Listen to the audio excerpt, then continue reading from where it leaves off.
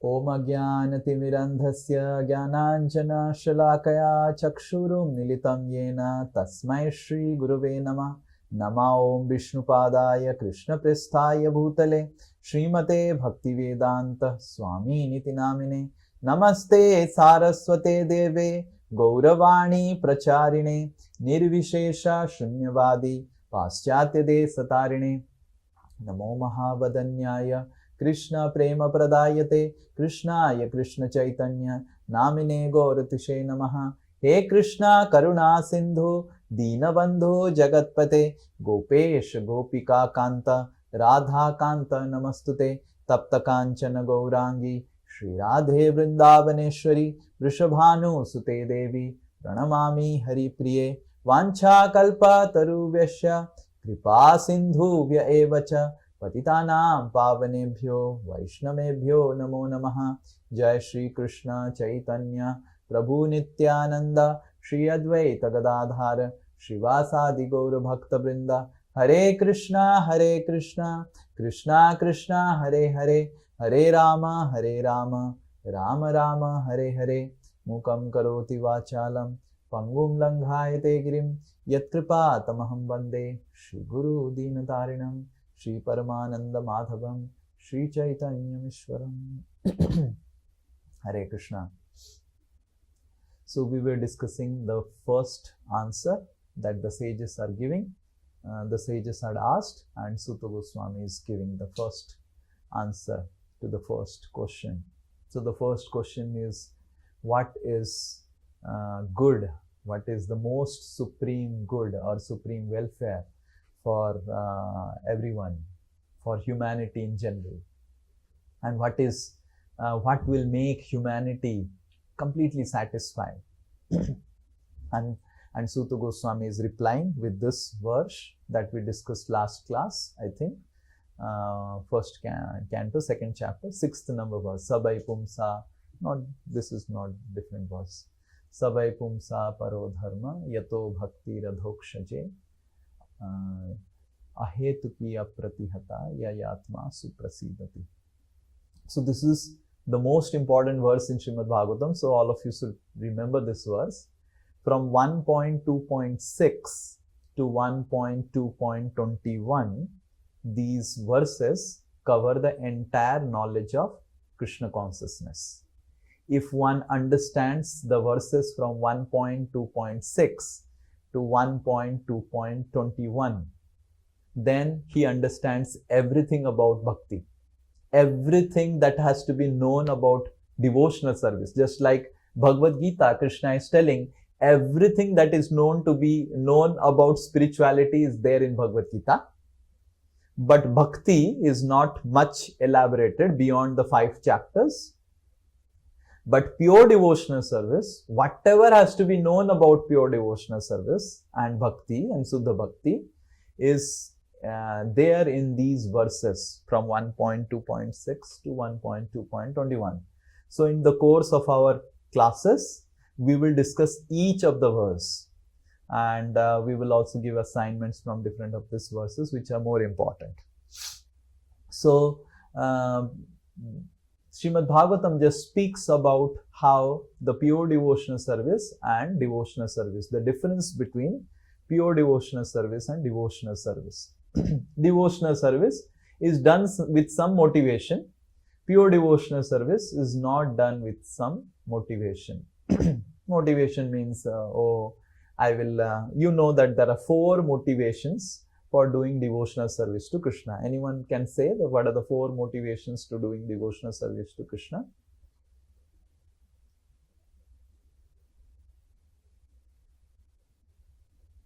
What are the 4? Artho, Artharthi, Jnani, Jigyasu. Artho, Artharthi, Jnani and Jigyasu. These are the 4 motivations that motivates a beginner in Krishna consciousness. And Krishna says them as Sukritinu. But then as one grows in Krishna consciousness, one should purify one's motivation and not use Krishna consciousness or bhakti to Krishna as a means to achieve anything materially, right? So that is what, and then the soul will be satisfied. Yayatma suprasidati. And we also discussed last class elaborately that when we perform pure devotional service, that when we perform devotional service without any motivation, then it becomes apratihata. It becomes uninterrupted. Can someone give some examples of, or can someone say the reason why when there are motivations, the devotional service becomes interrupted? Yes, let me ask. Yes, Ansuman Prabhu. If I have some motivations, imagine I have some motivations to do bhakti, then why my bhakti becomes interrupted? It stops. Yes. Yes. Yes, Prabhu, the problem is that if I get that thing, for that purpose I am approaching the devotional service. If it is getting from some other age, then I will stop that devotional service. Very good. This is what Srila Prabhupada says. Imagine I get it from some other means, I will stop devotional service to Krishna. This is one thing. And another thing, if I don't get it, then also I'll stop it. कि अरे काम नहीं करता है. Krishna is not a Jagrat Devata. I'll find out some other Jagrat Devata and then I'll approach him. So these are the two reasons when we have some motivations for Krishna consciousness, our Krishna consciousness get interrupted. The first reason what Ansuman Prabhu says, that Srila Prabhupada also mentions, that if I get it from somewhere else, then I will go to there. Why I will go to Krishna? Anyway, I am going to get from some other place. And the second reason is, if I don't get it, then I'll not do it. Because I was doing for it. And Krishna didn't give me. I was doing for mental peace. And Krishna is giving me so much of mental anxiety by his services. Right? Services give so much of anxiety. Right? So much of anxiety. And all these my disciples, they tell all their problems to me. And why did I become some teacher in Krishna consciousness? Krishna is telling in Bhagavad Gita that if you have to give me dakshina by becoming a teacher of Bhagavad Gita, and I became a teacher of Bhagavad Gita and my life has gone. So many people keep on coming and telling how to apply Bhagavad Gita in their life, and they're bringing all their problems, and so much of anxiety has come because of this. I will not teach Bhagavad Gita, I'm going to leave. So like that, the anxieties will come.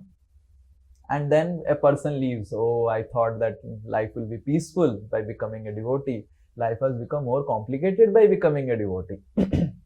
So then the person leaves Krishna consciousness. Anyone else has any other point when devotional service is performed out of motivations, why it becomes interrupted? Yes, Sunita Mati.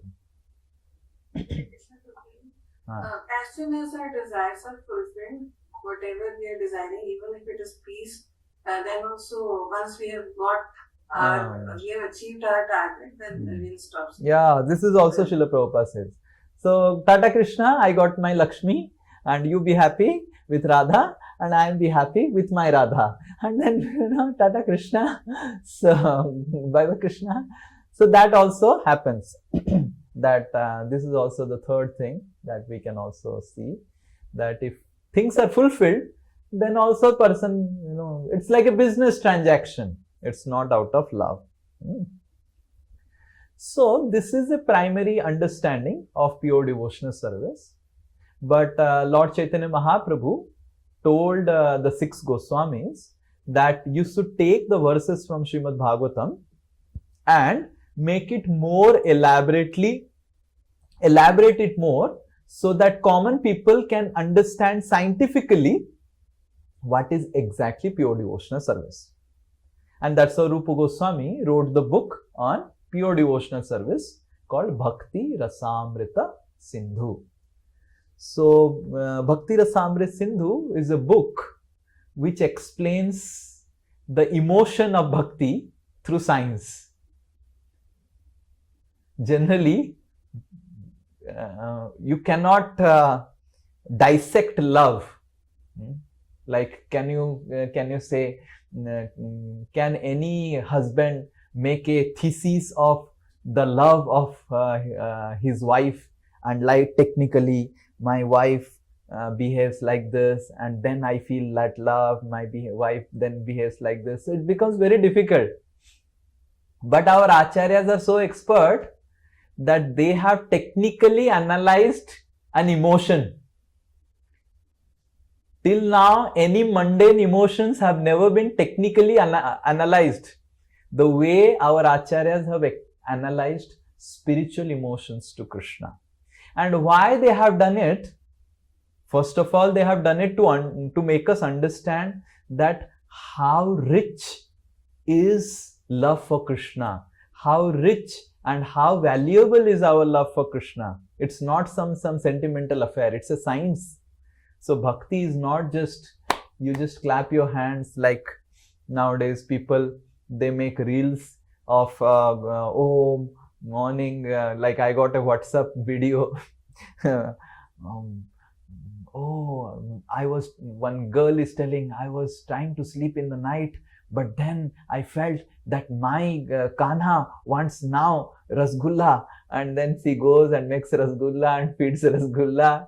Kanha ko leke aate hain, rasgulla dete hain. My Kanha wants to go for shopping, and they're taking the Kanha to shopping mall and taking the Kanha in the... So all these people may take devotional service on a very sentimental platform and may perform love for Krishna in the way just like we love an ordinary human being or ordinary child. And that's how our acharyas have elaborately, technically analyzed devotional service or pure devotional service so that we can understand it properly. Otherwise, there will be people who will do something else and tell that I am performing pure devotional service. So our acharyas have left no stone unturned to ensure that there is no ambiguity in who is performing pure devotional service and who is not performing pure devotional service. So Srila Rupa Goswami in his book Bhakti Rasamrita Sindhu gives the definition of pure devotional service. So this definition is the Paribhasa Sutra or the foundational definition of pure devotional service. All our other acharyas, they accept this definition, and anywhere you want to understand whether a person is rendering pure devotional service or not, we should use this definition. So we will read the definition of pure devotional service as given by Rupa Goswami in his book Bhakti Rasamrita Sindhu. So this is also quoted in Chaitanya Charitamrita, Madhya Leela 1.67. So I have used that verse as a reference here to recite. Okay. Om Namo Bhagavate Vasudevaya. Om Namo Bhagavate Vasudevaya. Om Namo Bhagavate Vasudevaya. This is a verse to be remembered, and this is very simple verse to remember. We'll recite. Anya Bhilasita Sunyam Jnana Karma Dhyanabritam Anukulyena Krishnanu Silanam Bhaktiruttama. Anyone else? Any Prabhuji? Anya Bhilasita Sunyam Jnana Karma Dhyanabritam Anukulyena Krishnanu Silanam Bhaktiruttama. Okay. So, we will just read the translation by Srila Prabhupada. Translation by His Divine Grace A.C. Bhaktivedanta Swami Srila Prabhupada. Srila Prabhupada ki jai. When first class devotional service develops, one must be devoid of all material desires, knowledge obtained by monistic philosophy and fruitive action. The devotee must constantly serve Krishna favorably as Krishna desires. Okay. So we will do a little bit of what Rupa Goswami says in his commentaries about explanation about this verse. What happened from here? It went out.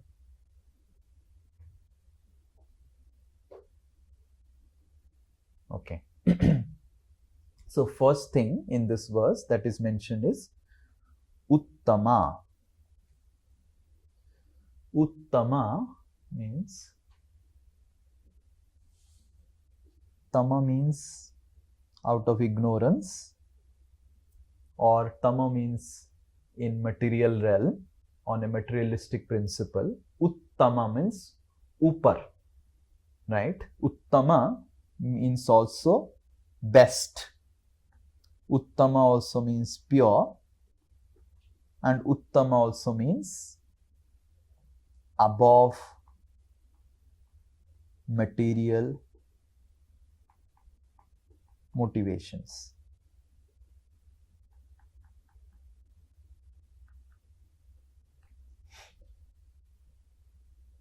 Okay. So in this verse, Rupa Goswami speaks about 5 symptoms or 5 parameters in which we can understand that whether myself or anyone else is performing pure devotional service or not. So there are 5 things mentioned in this verse. So one by one, the first one is Anya Vilasita Sunyam. The second one is Jnana Karmadi Anabritam. The third one is Anukulyena. The fourth one is Krishna. And the fifth one is Anusilanam. So these are the 5 aspects of this verse mentioned in this verse. Anya Vilasita Sunyam, Jnana Karmadi Anabritam, Anukulyena, Krishna, Anusilanam. Okay? So we will go down and start writing.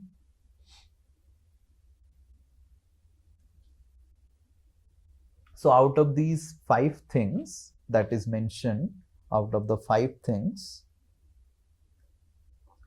there are 2 divisions again.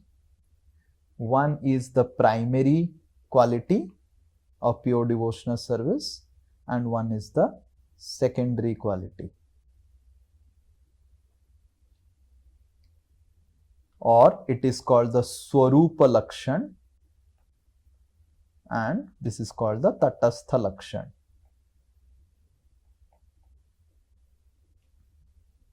Okay, so what is the difference between Swarupa and Tatastha? So, you want to get married and you are looking for a beautiful partner and you are a boy. So, the first thing, the Swarupa you want is a girl, correct? Imagine you get a boy who is beautiful. No matter how beautiful he may be, the boy, he cannot be your life partner. So Tatastha Lakshan is beauty and Swarupa Lakshan is girl. Because girl ही नहीं है, तो फिर कितना भी beautiful हो, क्या शादी करना? You are understanding? So Swarupa means primary and Tatastha means that defines. Okay, I need a girl first to get married, and that girl also has to be very beautiful. And even if I get the most beautiful person, but he is not a girl, I'll not be able to marry him. Okay, so that is called Swarupa and Tatastha, and the difference between Swarupa. So Swarupa is the defining principle, and Tatastha is the enhancing principle.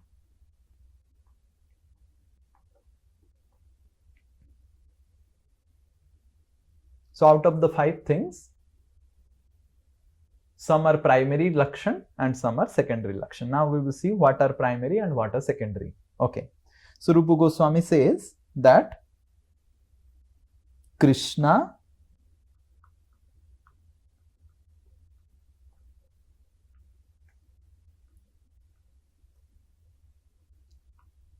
Anusilanam and Anukulyena. These three are called the primary or Swarupa Lakshana pure devotional service. We are defining Suddha Bhakti, pure devotional service. So these are primary qualities of pure devotional service. And Anyabhilasita Sunyam,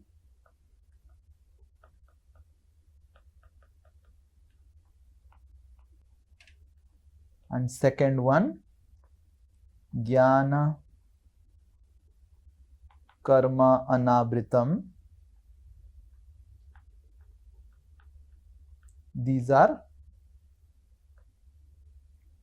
secondary qualities. Okay.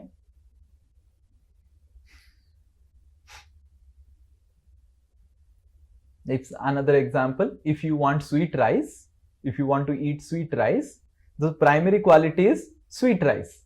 The secondary quality is sweet rice with saffron, sweet rice with kesar, saffron is kesar, sweet rice with cardamom, sweet rice with so many things. So these are all tatastha lakshan, right? But imagine you want sweet rice, someone gives you dal with kesar. Say, how much ever the dal is better and how much ever the dal is tasty, I wanted sweet rice.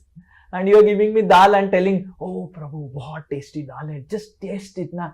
Arey, I wanted dal, not dal, I wanted sweet rice. So this is Tatastha and Swarupa Lakshan. So we will describe these 5 things little elaborately based on how we can apply them in our life. Okay. So the first is Krishna. This verse says that pure devotional service means Krishna. So how to know that a person is performing pure devotional service to Krishna, or the person has started performing pure devotional service to Krishna? That means the person now only worships Krishna.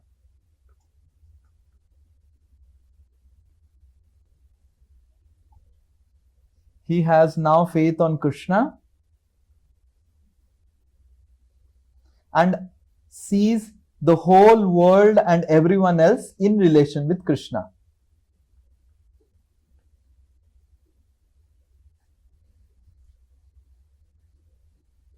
Whatever demigods he was worshipping, now he understands, oh, Krishna is the supreme and Krishna is, all the demigods are just limbs of Krishna. So he starts worshipping Krishna only, and he prays to the demigods that now I have become a Vaishnava, understood the right thing by the mercy of the spiritual master. Now you bless me that I will become a devotee of Krishna. Wherever he goes to Durga Mandir, he will pray to Durga Devi, make me a devotee of Krishna, make me develop love for Krishna. He will go to a Lord Shiva's temple, he will ask, oh Lord Shiva, please make me a good devotee of Krishna. He will go to Ganesh temple, he will ask, no Ganesh, please make me a good devotee of Krishna. And in his home or in her home, he or she only will worship Krishna. So that's the first thing, that the person is worshipping Krishna with ananyata.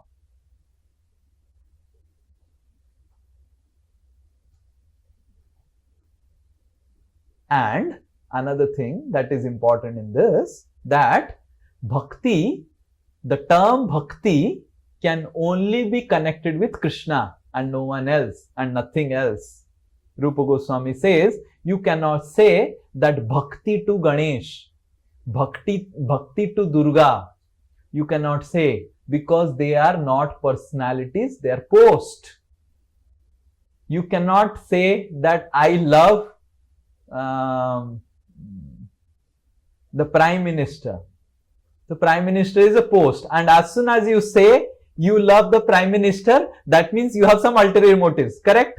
Can anyone say that if I say I love the Prime Minister, automatically this shows that you have some ulterior motives, because you are loving the post, and the post means to give you something. Like someone says, I love the bank account of my husband. Now the bank account of the husband and the husband may be not different, right? Maybe always, but I love the ATM card of my husband, or I love the credit card of my husband. Because whenever I see the credit card, I remember my husband and I love it. But then it is not pure love, because you are not loving the person, you are loving the energies of the person.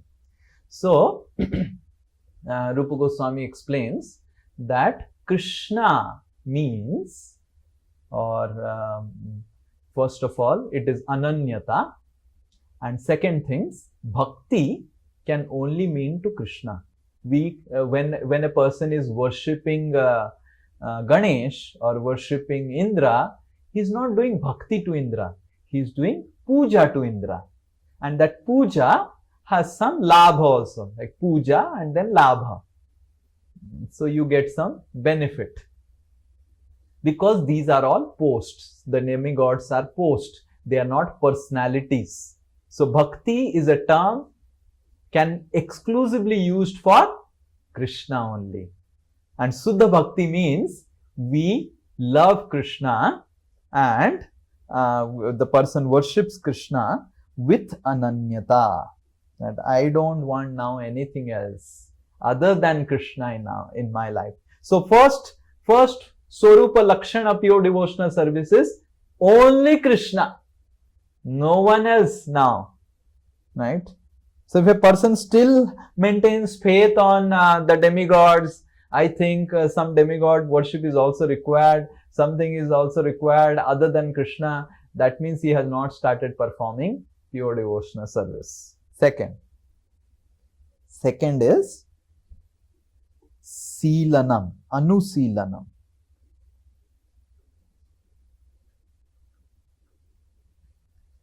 Seelanam matlab Sinchanam, Seelanam, these are all terms used in gardening.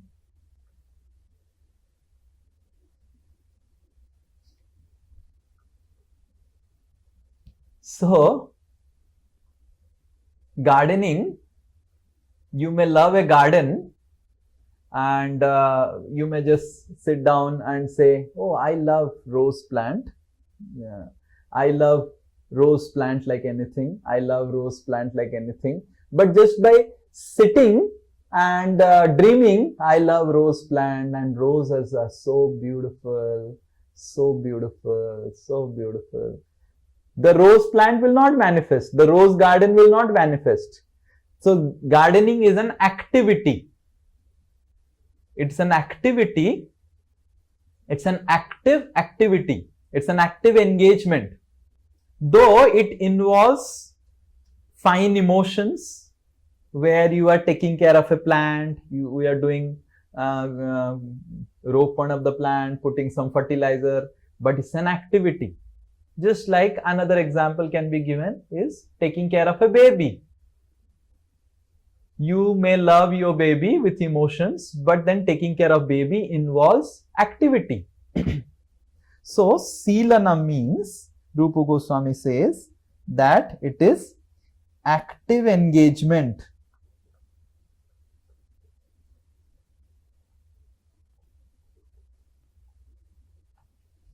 So, bhakti is not just an emotional outpour. Oh, Krishna! That is not bhakti. It is Seelanam. It is an active engagement of transforming our heart. It is Seelanam. And that active engagement, Rupa Goswami says, involves pravritti and nivritti. or pravriti means anukulyasya sankalpa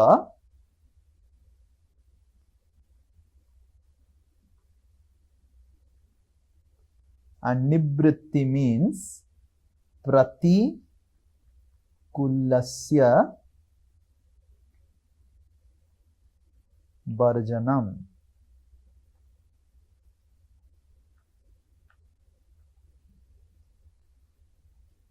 So pravriti means you do something, nivritti means you don't do something.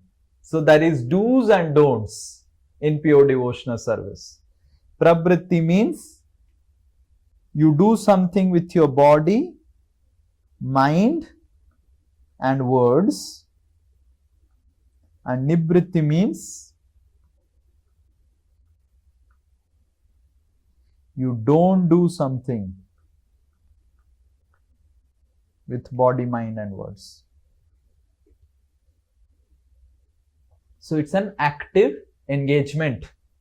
It is not some emotional fervor of going in front of Krishna and crying and thinking, oh, I am doing so bhakti, tears are coming. So that is not. It has to be an active engagement. It's a silanam.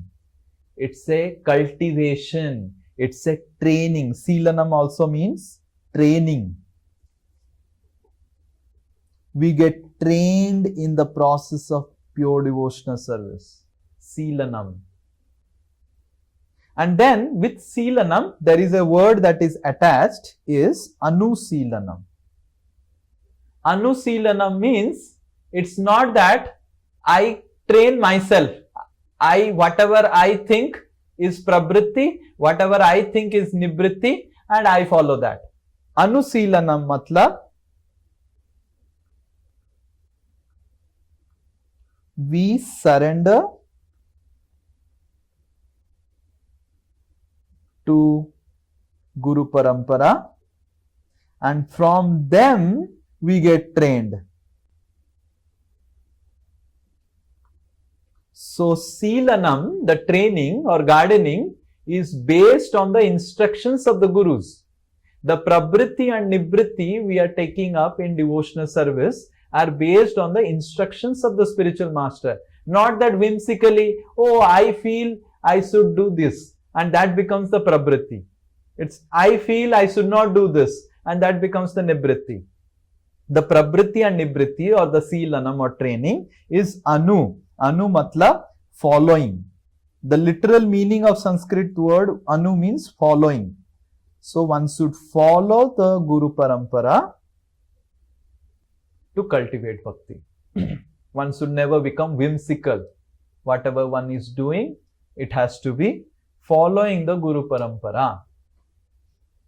So anusilanam. So this is the second one. And the third one is anukulyena.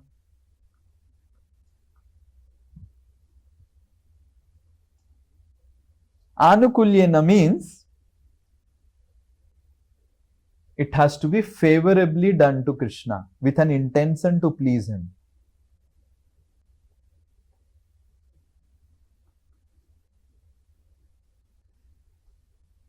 Now Krishna is such a person that whoever comes to him, he gets pleased. For him, no one can create misery in his life. Putana comes, Krishna is so excited that Putana came. Anand aaya na? Bahut anand aaya Putana se. And Krishna is very happy with Ravan also. Krishna is very happy with Sisupal also. And Krishna is very happy with Pondrak also. So all these demons also give lot of happiness to Krishna. But does that mean that the demons are doing pure devotional service? Because they are object, like Sisupal. His object was Krishna only, nothing else. And Anusilanam, every day he will train himself how to criticize Krishna. And he had his own Guru Parampara, Jarasandha, was his Gurudev of Sisupal. So does that mean that Sisupal is performing pure devotional service? No, because Anukulena. Krishna was very happy with Shishupal. Now I have got someone who is really criticizing me and really having a fun. So for Krishna, everything is a fun. Because he's Akhila Rasamrita Murti.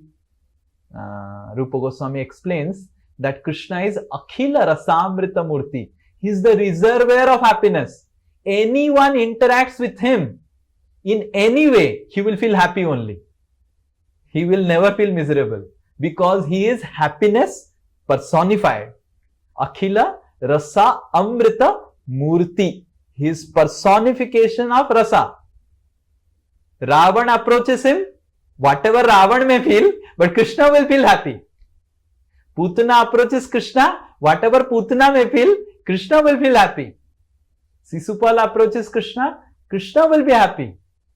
But just because Krishna is happy in every situation, that doesn't mean that everyone is performing pure devotional service. A person who is favorably doing something to Krishna, then he is doing devotional service. Like for example, Sisupal is criticizing Krishna and the gopis are also criticizing Krishna. Sisupal is commenting Krishna, that Krishna Gwala Kahinka, Nalayak Kahinka, and gopis are also criticizing Krishna.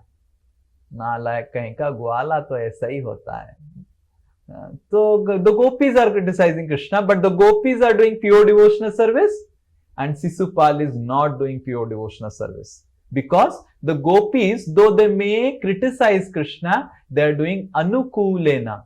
Their desire is to please Krishna. And Sisupal, his desire is not to please Krishna. He is not favorably disposed to Krishna. So these three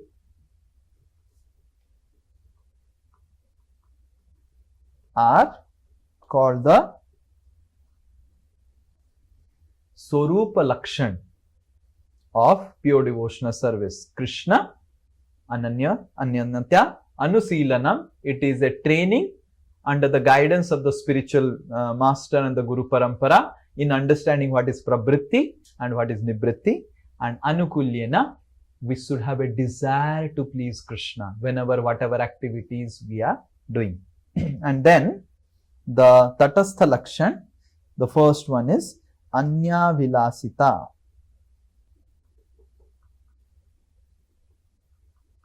Sunyam. So Abhilasa is desire. Anya Abhilasa means no other desire other than pleasing Krishna.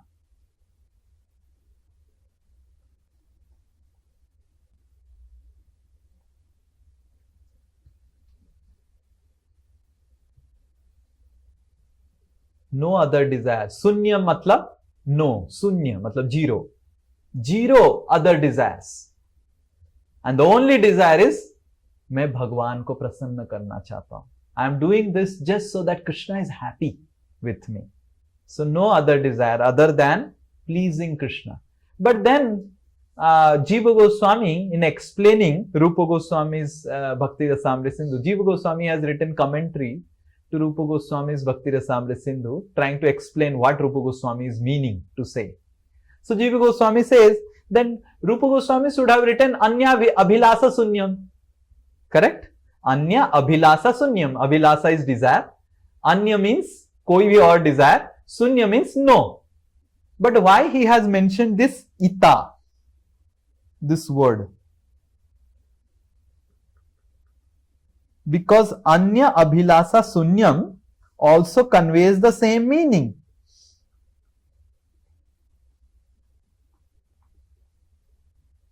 So why Rupa Goswami has not mentioned Anya Abhilasa Sunyam? Why he has mentioned Anya Abhilasita Sunyam? So Jiva Goswami says that this ita is mentioned for a reason. And the reason is, sometimes a devotee may be put in a very emergency situation pertaining to death and disease. In such emergency situation, a devotee, when he prays to Krishna for protection, then it is also pure devotional service only. It is not considered not pure devotional service. So Rupa Goswami explains Anyabhilasita because Anyabhilasita includes emergency situations. Just see how technical the definition is. And there is no loophole in the definition of Rupa Goswami. He has included all possible options. Because sometimes when a devotee, Jiva Goswami says that sometimes a devotee may be completely sick and he is not able to get up from the bed and he is not able to chant his rounds properly. So when that time the devotee prays, "Oh Krishna, please take me out of the situation. I want to chant your names. I want to perform devotional service." So such a desire to, and this is a personal desire, correct? This is not Krishna's desire. This is a personal desire. So Jiva Goswami says, this is also pure devotional service because the motive of the devotee is to perform pure devotional service. But in his current situation, he is not able to perform and he is praying like that so that he can perform pure devotional service. So it is Anyabhilasita and it should be emergency, not that your little bit of finger is a little cut and one drop of blood comes out and then you start praying, "Oh Krishna, please take care of my finger." And then your stomach is a little bit paining. "Oh Krishna, please take care of my stomach." So that is not pure devotional service. It has to be an emergency. It has to be an emergency. Then only it is Anyabhilasita Sunyam. And the second category is Jnana, Karma, Adi, Anavritam. Okay. Avritam means covered. Anavritam means uncovered.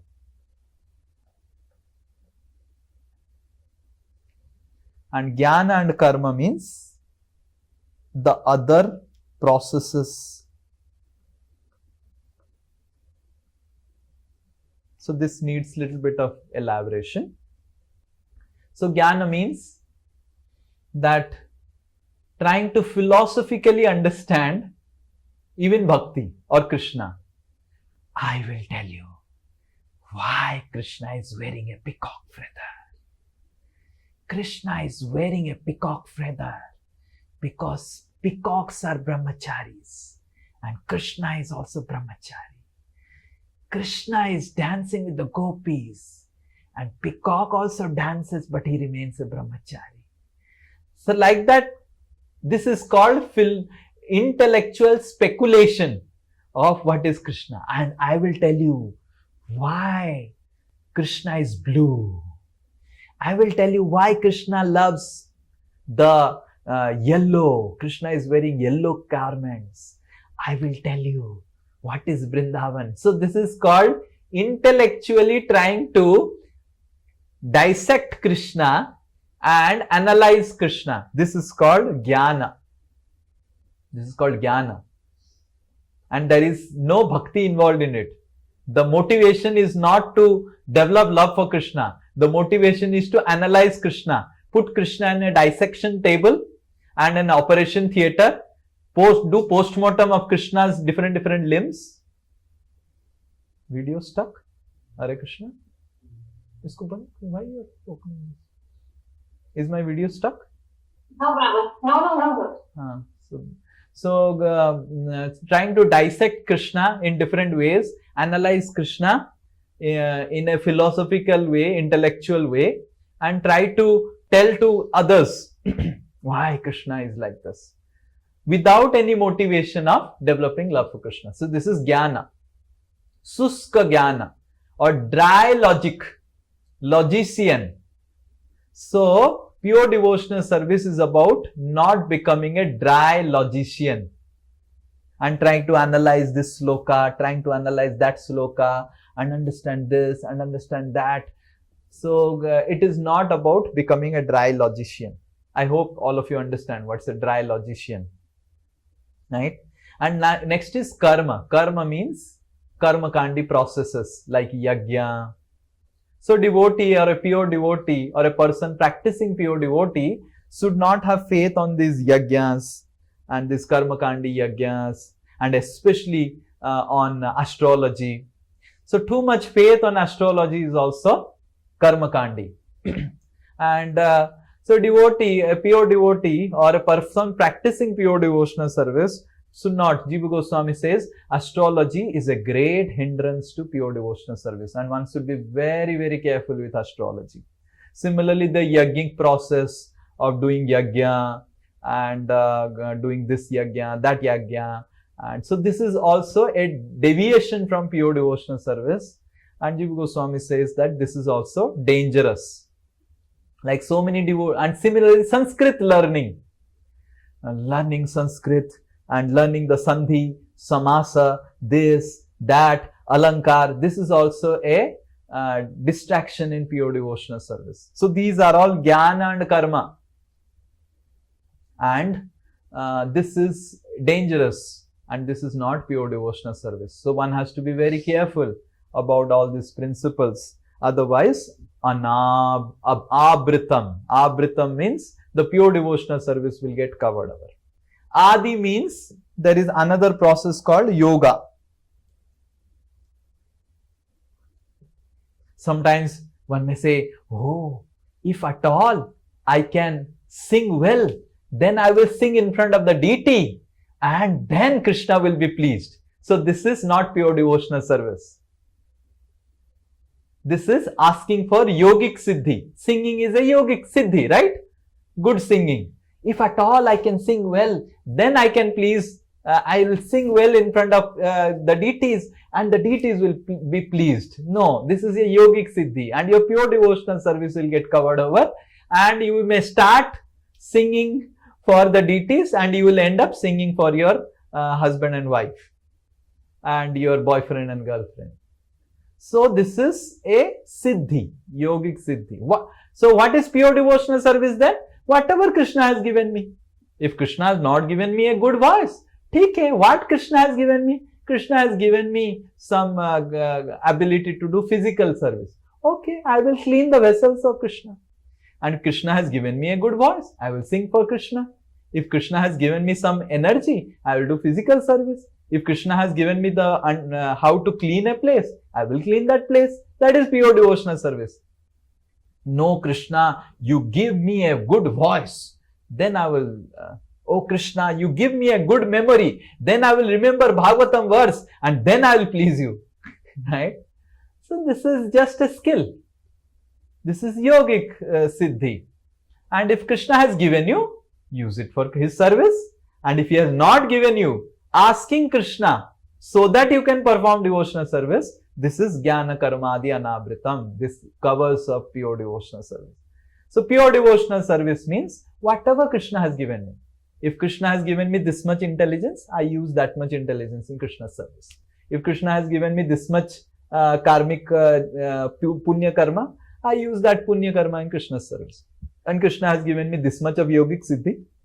Whatever Krishna has given me and whatever I have, let me use it in Krishna's service. So jnana karmadi anabritam means trying to too much take shelter of philosophical speculation, trying to too much take shelter of the karmic or the karma kandi processes like yajnas, like astrology, trying to take too much shelter of the siddhis and skill sets and thinking that all these skill sets will help me to perform devotional service, and not having those skill sets and entering depression mode.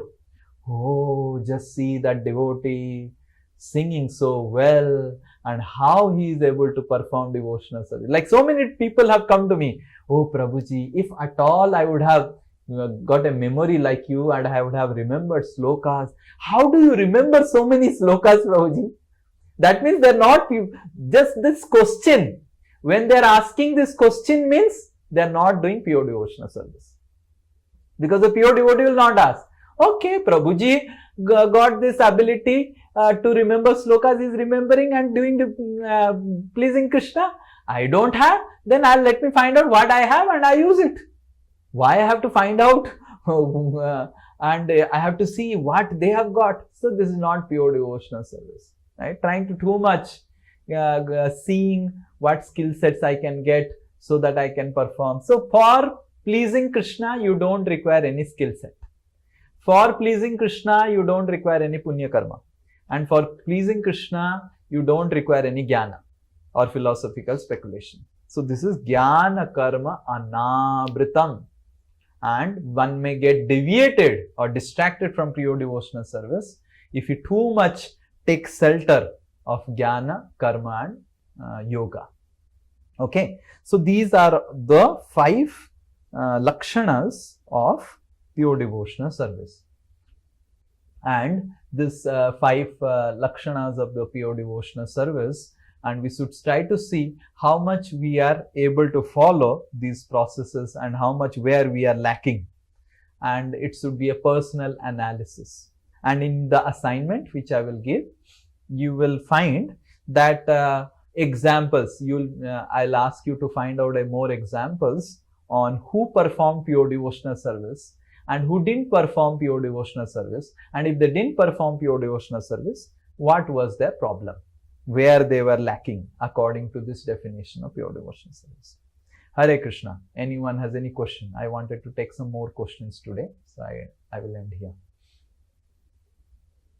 This is a little technical subject, so I'll take some more questions so that you understand. Yes. Yes, Uddharan Krishna Prabhu.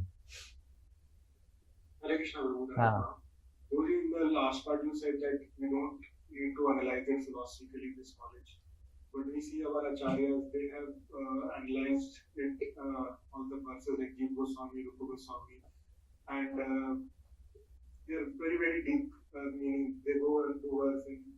So how we can understand these two scenarios? Like, well, I know they have described it from bhakti perspective, but still how we can understand it, how deep we should go into bhakti to understand from their perspective, or how much we should understand like as a practicing bhakta.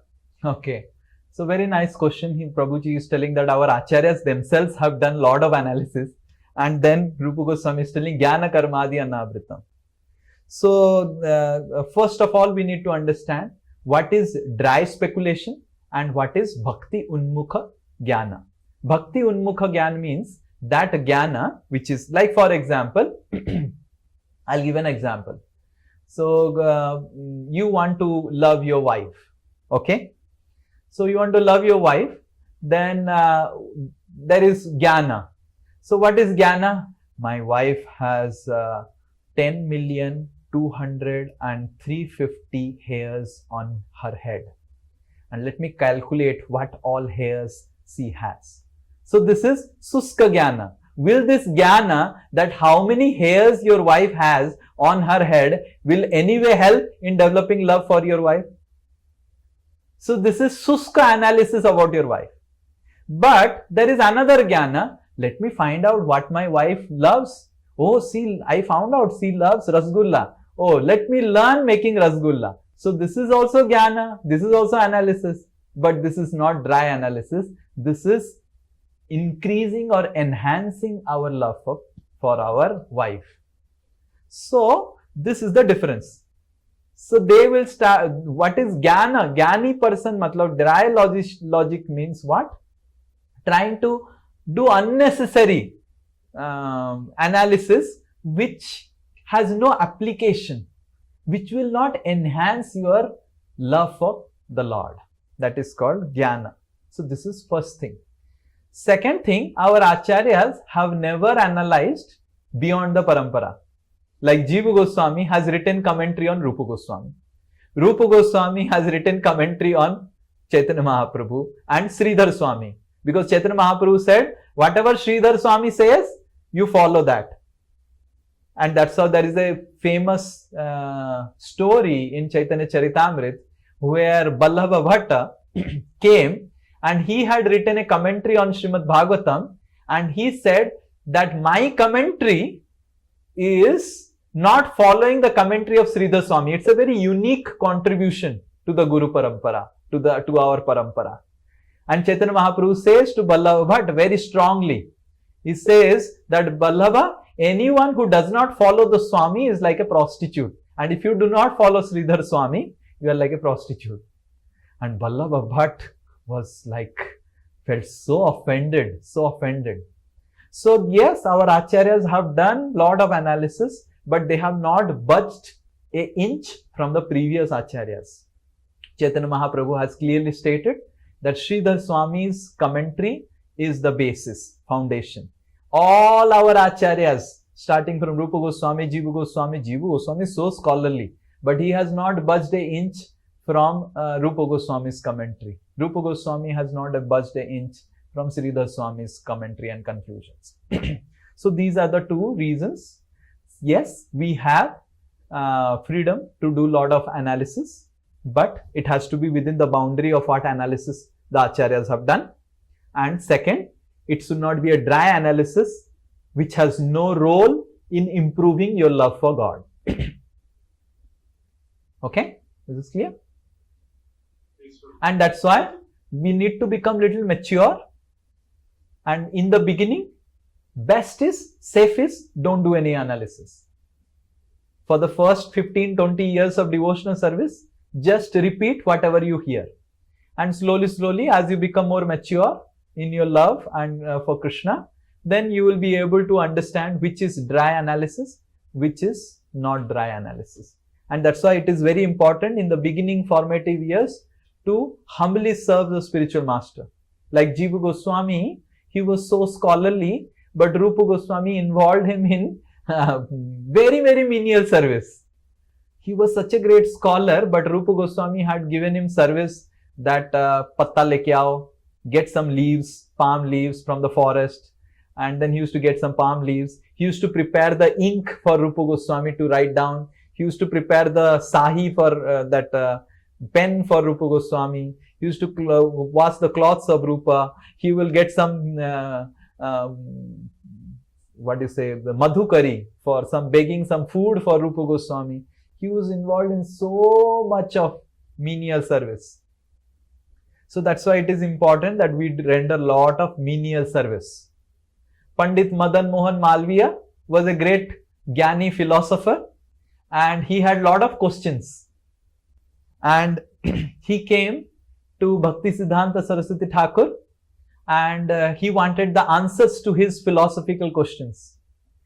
And Bhakti Siddhanta Saraswati Thakur said that go to the backup room and clean the pots of the Lord. And after that, I will answer all your questions. So he cleaned for 2-3 hours, and then after 2-3 hours, Bhakti Siddhanta Saraswati Thakur asked his disciples that ask him to come. He said, all my questions are answered by cleaning the pots. So rendering menial service is very important, and rendering menial service makes our jnana purified, our intelligence purified, our heart purified, so that you don't cross the boundaries of going into philosophy, wrong speculation, dry speculation. Okay? And that's why in the formative years, it's very important that we become very humble. We just don't speak anything and everything. We just repeat what our acharyas have spoken. And slowly you will get the blessings and empowerment of acharyas. People will also say that yes, people will also confirm that yes, what you are speaking is according to the principles of devotional service. Like sometimes I may give some class, but you will never find such class anywhere else. But it is not dry speculation. Why it is not dry speculation? Because it is based on acharyas. Second, it is meant to enhance our devotional service.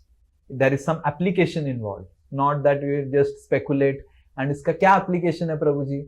Nahi, application kya hai? Bas, just analysis is the pleasure. That is not right thing. Okay?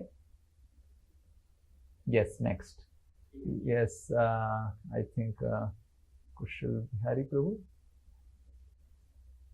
Hare Krishna Prabhuji, thank you so much giving this, what is that, very, very rush-filled class, actually. So, by understanding, you were telling the last point that getting the skills that comes under actually Jnana Karma Dena. So sometimes actually you only tell us that you should try to remember these shlokas, or we get some instructions from devotees for developing the skills in certain areas. Then how to understand that this will not be considered actually, or I should be careful that I do not go into Jnana Karma. Yeah, correct. So that is why if you read the purport to this verse, which I didn't read because I have kept it for all of you to do it in your assignment. Ye jo verse we took, this verse, this has Prabhupada's purport. And Prabhupada is in the purport explaining only one thing. That is this word, Anusilanam. And in Anusilanam, Prabhupada is only explaining Anu. And you will see this verse, you will find the purport, and after reading the purport, you will find the verse is speaking about pure devotional service, and Prabhupada is speaking about surrendering to spiritual master. Am I reading the right purport or not? So Prabhupada is so much, you see, evam parampara pratam, ado guru padashe, and yasya prasadat bhagavat prasada. And the Prabhupada is speaking more and more about Anusilanam. So that's why it is important that we follow based on what our spiritual masters they are telling. And if they are telling something to develop some skill sets, they are telling that develop some understanding. So it is not Jnana Karma Dhyanamritam, right? But the spiritual master also has to be mature. Otherwise, the spiritual master gives a wrong decision and he's not a mature person, then also we'll end up into problem. So that's why we have to be very careful in developing skill sets. And spiritual master says yes, yes, yes, yes. And we do it. But we should also ask the boundaries to the spiritual master. Otherwise, what happens? Spiritual master says yes, and you start doing, and you go out of boundary, and then no one can save you. So we should also check about the boundaries, that what we can do and what we cannot do. And that will help us remain within the boundary. Yes, sometimes skills are required, but we have to be careful. We have to be very, very careful. About Jnana, Karma and Yoga, we have to be very careful. Okay? Yes, next, Sarija Mataji. Hare Krishna, Prabhuji. My question is also about skill only, he has asked. So one more question I have, Prabhuji. Like you said, for prayers you were telling that we should pray when the people is near death. Like sometimes we get requests to pray for the devotees who are dead or in the ventilator. Sometimes they are not devotees also. So what we should do for that, Prabhuji? So we should pray that, O Krishna, we should pray that, O Krishna, and they are very critical stage. So we should pray that, O Krishna, whatever is your desire, let it happen. That's what Srila Prabhupada has also said. We should not pray that, oh, he should be alive. We should not pray that he should be. We should pray that whatever, O Krishna, whatever is your desire and whatever is best for him. And so that he can perform better devotional service. Sometimes death may create a situation for the devotee to perform better devotional service. One time one devotee passed away, very young. You remember this Kushal Bihari Prabhu? There was one Divya Dev. You remember? Yes. Yes. So, this, how many of you know him? This Abir Narasimha also knows. So he was a very good dramatist and very, very nice dramatist. So, and he is from Odisha, and I know him very well because he is from Odisha. And wanting to join ashram, just about to join Brahmachari ashram. He had left job and everything. And there was one, I think in Melkote or somewhere there was a camp going on. Where? In Karnataka, somewhere. Karnataka camp, some youth camp. So he was traveling from Pune to Karnataka to perform a drama there. And he was in the sleeper seat. And the bus got some accident and he fell down from the top and he passed away in that accident. And devotees were shocked. How this can happen, and he was already wanting to join the temple. He was going for serving Krishna only. And on the way he passed away, and devotees, so Radheshyam Prabhu gave a very nice class. And Radheshyam Prabhu said, I remember that I know his personal situation. And his personal situation was very bad actually, in the sense in home, fightings and this and that. So sometimes Krishna may use a bad karma. Definitely Krishna has not given him death, but it was already in his karma. But Krishna analyzed that this bad karma which is going to come, if I sanction it, and I give him a good body in next life, because of anyway he has performed good devotional service, it will be a better situation. Now he has to struggle throughout his life with his parents, with this and that. Anyway, bad karma has come. Let me sanction it. Give him a better body in next life so that he can perform better devotional service. So in this way, sometimes Krishna doesn't give us death or disease, but Krishna sanctions our karma or deletes our karma based on how it is useful for our devotional service. So we should also pray like that. Oh Krishna, this devotee is facing this. So if you want to, whatever you are sanctioning, you sanction. Whatever is your desire, you fulfill it.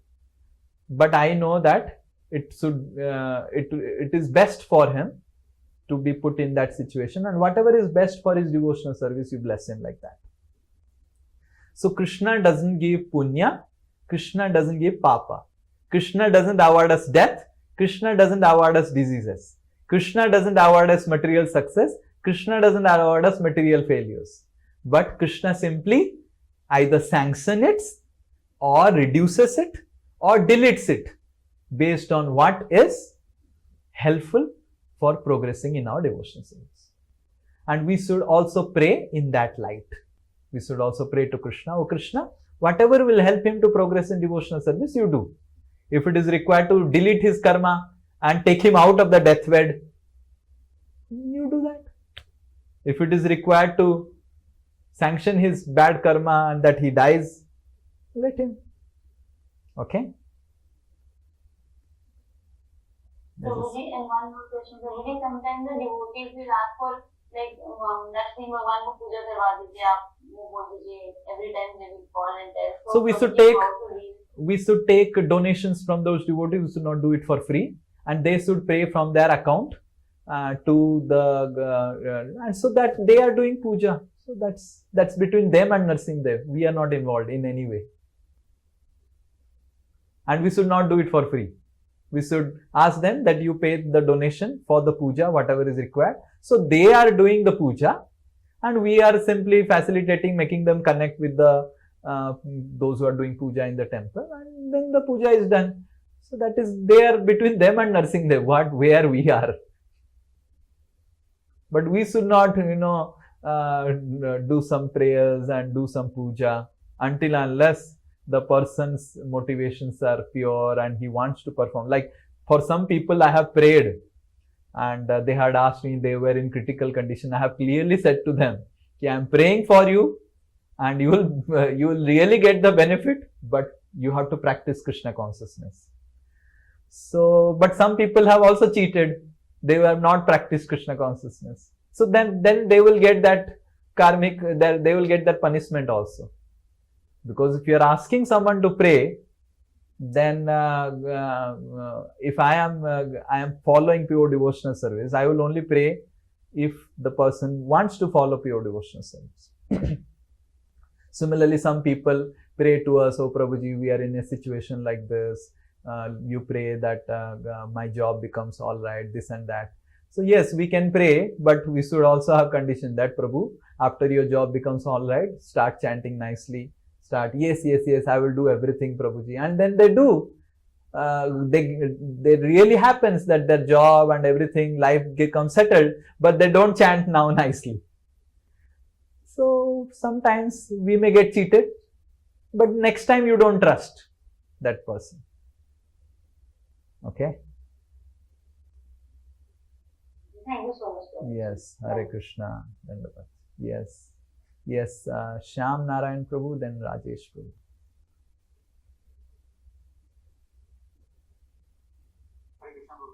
हाँ प्रभु जी दो point आपने जो बोला Krishna first point जो था कि मतलब faith होना चाहिए भगवान पे वो और कहीं नहीं होना चाहिए और ज्ञान कर्मादि अनावृतम जो था तो जैसे कि मैं एक एग्जांपल देने सोच रहा था कि आज जैसे चंद्र ग्रहण लगने वाला है बहुत सारे उसके डूज एंड डोंट सर्कुलेट हो रहे हैं सोशल मीडिया में ये करना है ये नहीं करना है सोना नहीं है खाना नहीं है तो इसको हम लोग भक्ति से कैसे जोड़ते हैं ऐसी एक्टिविटीज नहीं सो के चैंटिंग कीजिए एक्स्ट्रा माला कीजिए भक्ति से जुड़ जाएगा सो बाकी कुछ फॉलो करने की जरूरत नहीं तो नहीं we can follow whatever is not hindering our devotion like we had mantra launch so personally they asked me ki Prabhu mantra launch cancel karna I said why have to cancel mantra launch our devotional service goes on we don't close the temple we don't follow the karma kanda principles and all we continue doing everything but if something is hindering our devotional service then we follow it we don't follow we continue our chanting reading hearing taking prasad right and only during that lunar eclipse time we don't eat or we don't drink or like that but otherwise we do all our activities in the same way but just during the lunar eclipse time we can chant and everything okay and you need to also understand another thing that these eclipses and all those things are materially very powerful situations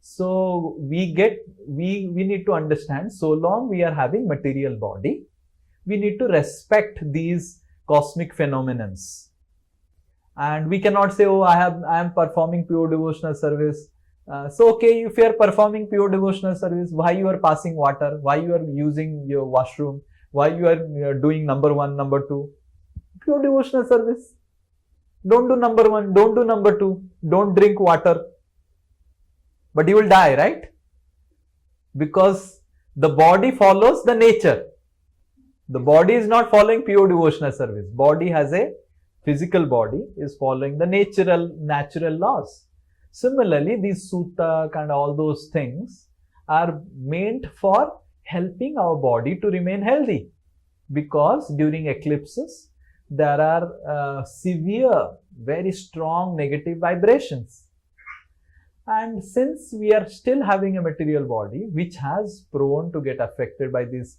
severe negative vibrations we also try to follow as much as possible whichever rules and regulations does not hamper our devotional service we try to follow respecting the thing right so it's not that we reject everything okay theek hai Prabhuji has said pure devotional service these are all useless karma kandi we reject everything no if you reject everything then like for example wife is pregnant and it's a rule that the pregnant lady should not come out and see the eclipse and should be and they should cover their womb with kusa grass and all those and whatever all those rules are there we should follow them this is not hampers your devotional service anyway and the pregnant ladies should chant Hare Krishna during this time because the kids will get affected otherwise we can follow this is not hampering anyway our devotional service so whatever rules regulations are not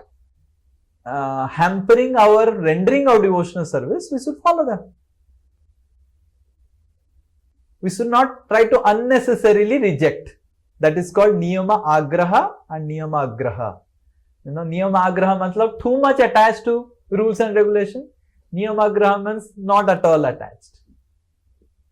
We should understand that those rules and regulations of eclipses are not unnecessarily hampering my devotional service. Let me follow.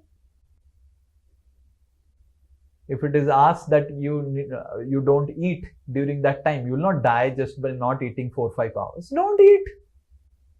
If it is asked that take a bath after the eclipse, take a bath. Is it going to hamper your devotional service in any way? No. Follow it. It is going to help you only to keep your body healthy. But don't use internet as your guru. Connect to a person who knows about it nicely, right? And then follow. Because internet, many things may be viral, and viral doesn't mean that it is right. Okay? Yes, thank you. Yes. Which is out of ignorance and not following these things, like, because I don't even know what is happening about eclipse and all that. So if out of ignorance I'm not able to follow. Because you have got a human body, you cannot give that excuse that मैं ignorant था, पता नहीं था मेरे को. You cannot. Just like you are driving a car, you cannot say out of ignorance, I was not knowing that idhar one way hai. The police will say you are supposed to know, madam, and they will give you a fine. So I should know all these. No, you don't have to know. There are some people who know, you just consult.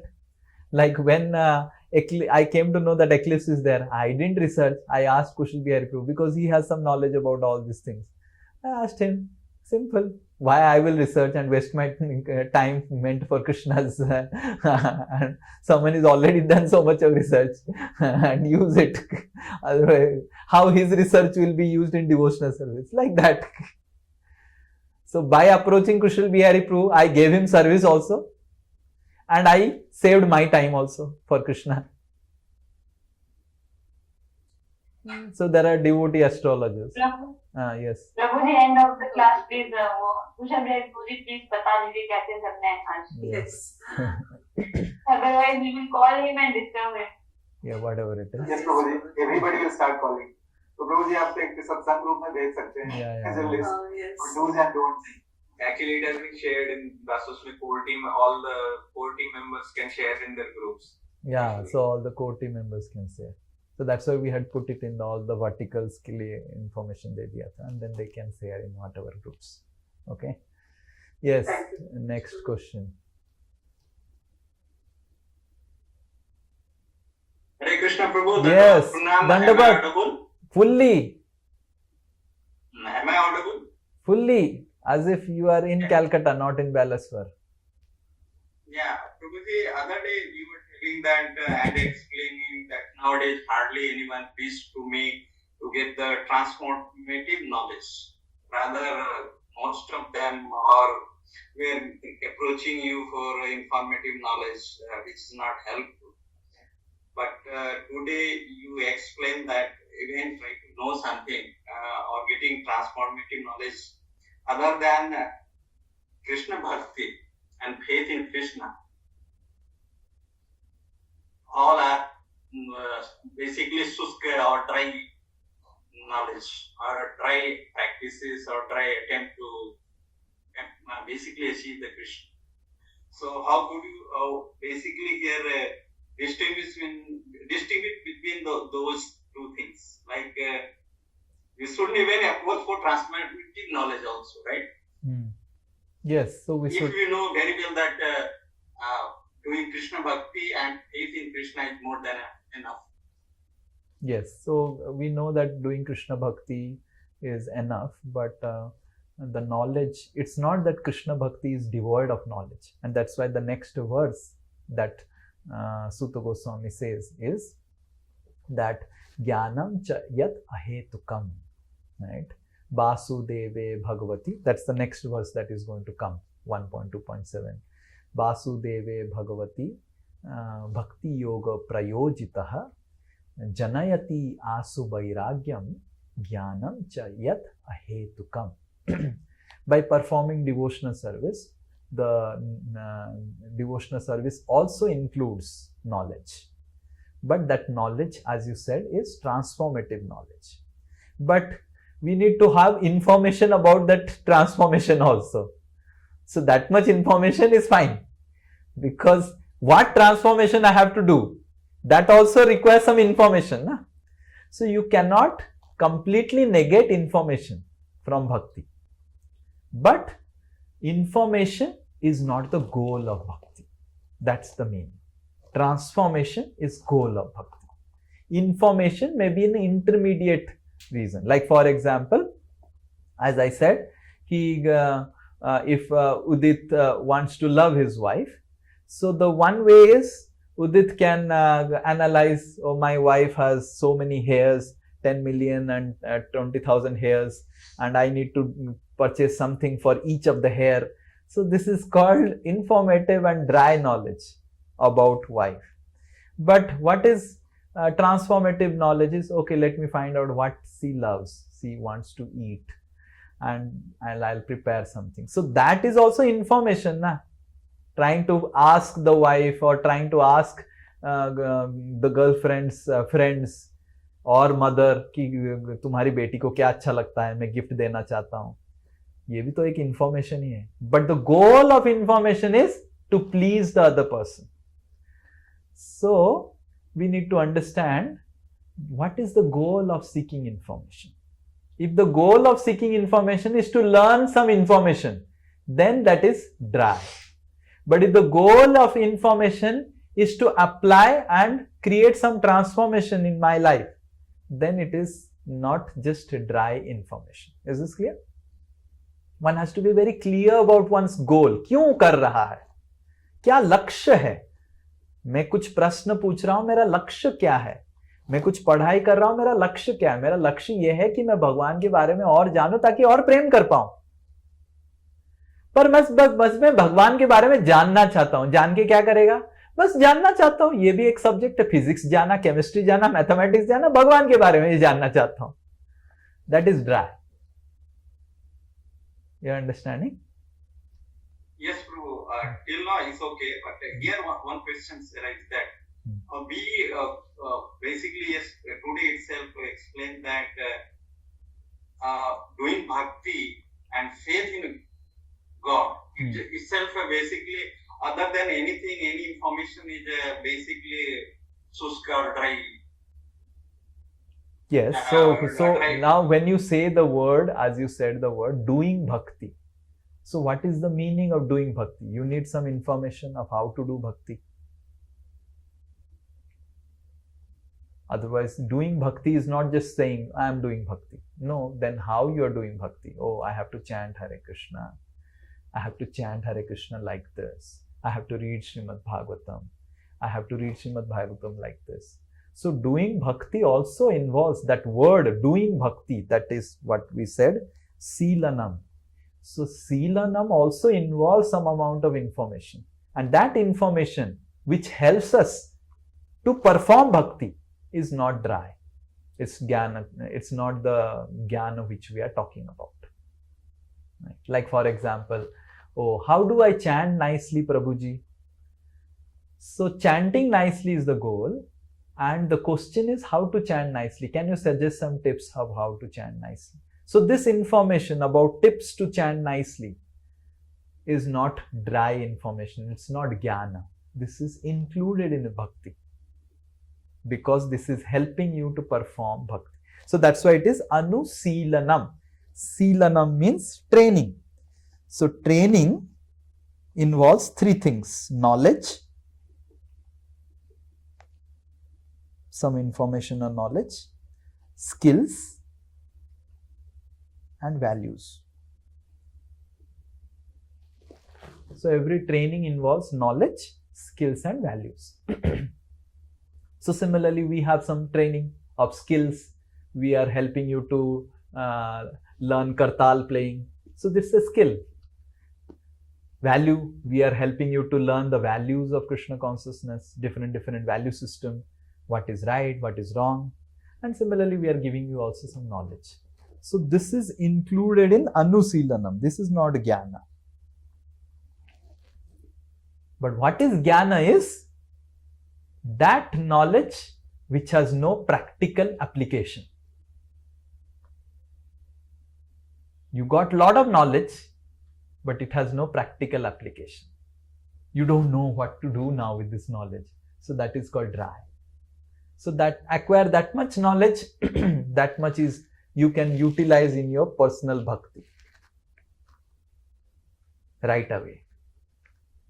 Like some people have a desire, मैं ये पढ़ना चाहता हूँ, वो पढ़ना चाहता हूँ, ये पढ़ना. We say that अरे right now ये पढ़िए, इसको अप्लाई कीजिए. जब वो जरूरत होगा तो पढ़ना. Some people have a desire, मैं ये किताब पढ़ना चाहता हूँ, वो किताब, ये किताब, इधर क्या लिखा है, उधर क्या लिखा है. This is dry. Because right now it is not required. Right now it is required that you read Srimad Bhagavatam. पहले complete करो, फिर उसके बाद सोचते हैं. You understanding? But लोग सोचते हैं, Srimad Bhagavatam, what is written in Chaitanya Charitamrita, what is written in Acharya's book, this book, that book. And some people have screwed up their bhakti by reading so many books. Related to that one, another extension of the questions, you had one of the training part, the skills need to be there. So skills again, you explain that maybe like that, जैसे कि मुझे अच्छा से गाना आना चाहिए, that also is not good. Yeah, so that's why Anusilanam is there. That's why Srila Prabhupada speaks Anusilanam. If your Guru Vargas are telling that you learn singing well, so you learn singing. If your Guru Vargas is telling not required, and you are anyway your voice is not good, so better focus on something else. I'll tell you what you focus on. So focus on that, right? Like so that is called Anusilanam. Whatever skill sets Guru Vargas are telling us to learn, you do that. And they are not telling you to learn that, don't do that. Right? Like one person came and told me, in a temple, in our Albert Road temple, one very good singer used to come to teach some brahmacharis. And then I used to sing in Mangalarti and all. So some brahmacharis dragged me, ki, Are, you should learn harmonium, this and that. So some brahmacharis took me to this harmonium player and singer who was coming to temple to teach some brahmacharis. Charu Govind and all others, some brahmacharis were learning. So then this singer or the harmonium teacher or he asked, can you sing something? And then I started singing because these brahmacharis have dragged me to the classroom I was not interested to learn anything. So, and then I started singing a little bit. My goodness, the teacher was, hi, you must learn harmonium. You have such a voice. You have understanding about dhun, tal, without learning. This is God gifted. You must learn it. And this and that. And then he was so much, that teacher was so much after the other brahmacharis that when the Sri Nitai Das will come, I said, I don't have time. And neither my Guru Vargas have told me to do all these things. They have told me to do congregation preaching. I will do congregation preaching. I will not learn. If they tell me to learn harmonium, I'll learn harmonium and din bhar harmonium hi bajata rahunga. But if they have told me to do congregation preaching, I will do congregation preaching. So I am not interested to learn harmonium, even if I have a good voice. So this is called Anusilanam. So it's not that I have a good voice and the teacher is glorifying me, because the teacher also understands, if I get such a student, then I'll also be, right? So every teacher looks for a good student. So the teacher was so much appreciating and keep on, whenever I'll see him, I'll put my kurta like this and run away from him so that he doesn't catch me and then put me in the classroom. So we need to understand that we are here to please our spiritual masters. We are not here to showcase our skill sets, showcase our, so many devotees have told me, Prabhuji, why don't you record some kirtans? I said, I don't know. My devotees have not told me to record my kirtan. Why I will record for my kirtan just because I have a good voice? So we should be very careful about all these things. Otherwise, we may get distracted. and we may get caught up into fame game, because the skill sets bring you a lot of fame. So so many devotees have told ki, why don't you put your books and do more marketing of the books? I say, I am not interested in marketing. These books are meant for devotees to read and improve, and whichever devotee gets, he will read, he will improve. Why I will worry about marketing so much? So we need to understand that we are not here to market ourselves. We are here to market Krishna. And whatever skill sets are required for marketing Krishna, we can do it. But if we are trying to learn some skill sets without the blessings of the Guru, then we'll eventually land up into marketing ourselves only. So that's why Anusilanam is very important. Just because I have a good voice, I start learning music. No, not necessary. Krishna has given me a good voice. Jitna मैं गा पा रहा हूँ, बस हो गया. After I die, this voice will also die. Khatam, finished. So we should understand that we should not be too over ambitious to present ourselves. We should understand that whatever my Guru Vargas are telling, let me do it, and just be happy doing that.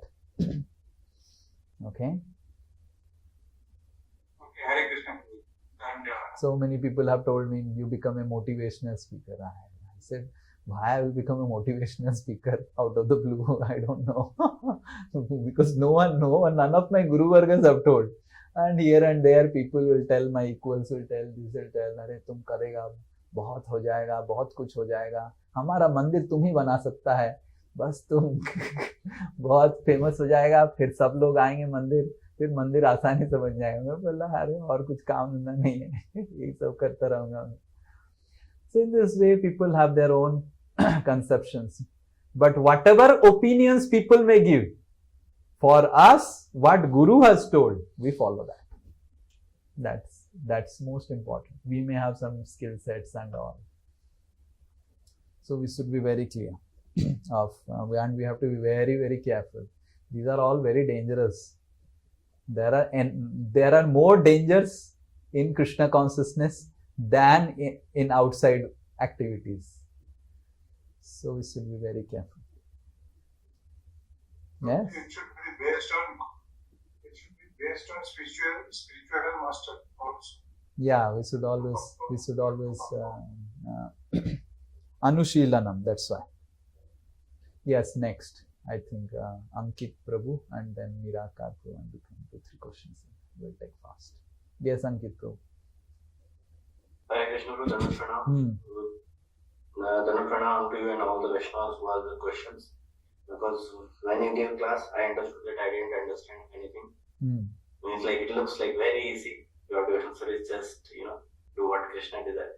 But when you mentioned that in Prabhupada that surrender to spiritual master, I understood that I don't understand anything, I should just surrender to spiritual master. That is the thing. Thank you so much, Prabhu. Hare Krishna, Hare Krishna. Yes, yes, Nirakar Prabhu. Prabhu, Hare Krishna, Dandavata Pranam. Huh? Oh, you have question, Ankit Prabhu? Oh, sorry. Sorry, I thought that. I connected from that resonate with Divinity book in that what Google doesn't know. So in that you mentioned that spirituality is about a pragmatic application of right information to create positive transformation. So first of all, we don't have right information only, and when we get right information, we also don't know how to apply it to create positive transformation. Like this shloka, today's shloka. First we all don't know the information, but then also we don't know. So means like when I read this quote, I read this chapter, I was stuck at this moment. How to create positive transformation? For also we need guidance. We are not very intelligent people.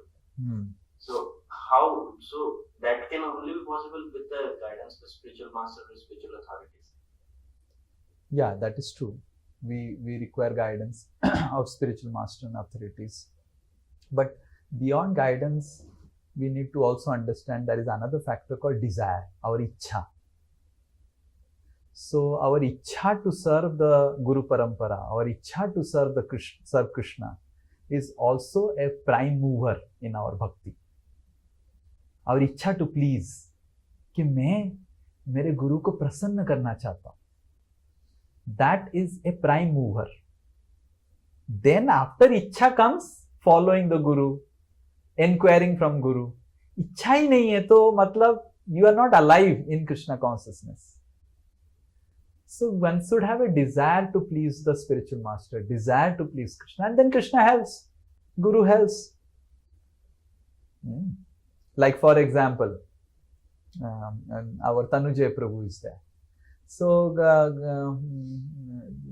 after Janmashtami, he calls me and says, Prabhu, I have been thinking, I give some donation, and because of my job and everything, I am doing some chanting, but I have never utilized my software skills for Krishna. So now this is his desire. I never told anything. It is his desire. I said, okay, Prabhu, what you want to do? How you want to utilize your software skills? Prabhu, I think I should create an app for all of you. So I said, oh, very nice. I actually wanted to create an app, but we have been cheated 1 or 2 times. And that's why I'm very fearful now to touch the app because the software developers, they tell something, they do something, and we get cheated. So now this is Ichcha. Okay. Now this is, I didn't say to him, he himself developed this desire. And this desire is the prime mover. And then he said, Ki Prabhu, this is my desire only, but I don't know what is good for Dasosmi and what will be helpful to Dasosmi and what is your activities exactly. I have heard some of the classes and everything. So then, based on the desire only, you will get some instruction, correct?